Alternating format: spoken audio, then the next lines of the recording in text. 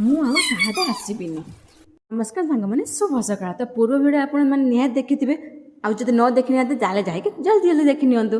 ତ ପୂର୍ବ ଭିଡ଼ିଓ ମୁଁ ଯାଇଥିଲି ବାଲେଶ୍ୱରକୁ, ଆଉ ବାଲେଶ୍ୱରରେ ମୁଁ ଲସି ପିଇକି ଆସିଥିଲି।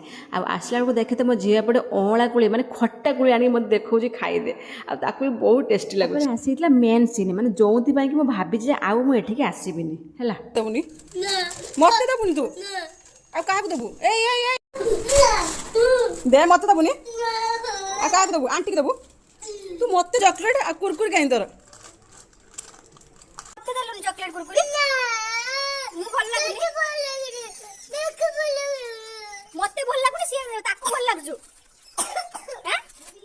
ଆଉ ମୋ ସାଙ୍ଗେ ମୁମ୍ବାଇ ଯିବୁନି, ଏଇଠି ଆଣ୍ଟି ପାଖରେ ରହିବ ହେଲା।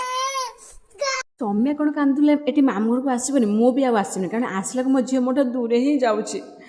ଆରେ କ'ଣ ମୁଁ ଏଇଟା ମିଛରେ କହୁଥିଲି? ମୁଁ କ'ଣ ଆସିବିନି? ଆରେ ସିଏ ନ ଭାବ, ମୋ ଭାଇ ମୋ କଥା ଭାବିଛି ନା, କାରଣ ସେ ଜାଣିଛି ମୁଁ ଭାରି ଭକିଲାଟା। ସେଥିପାଇଁ କାଳେ ମୁଁ ମୋ ଝିଅ ଭାଗରୁ ଭାଗ ବସିବି, ସେଥିପାଇଁ ସେ ଆସିଲା ବେଳେ ମୋ ପାଇଁ ଚକୋଲେଟ୍ ନେଇ ଆସିଥିଲା, ଆଉ ମୁଁ ତାକୁ ଖାଇଦେଲି। ତାପରେ ପୁଣି ଖାଇଥିଲି ବାକି ଥିବା ତରଭୁଜ।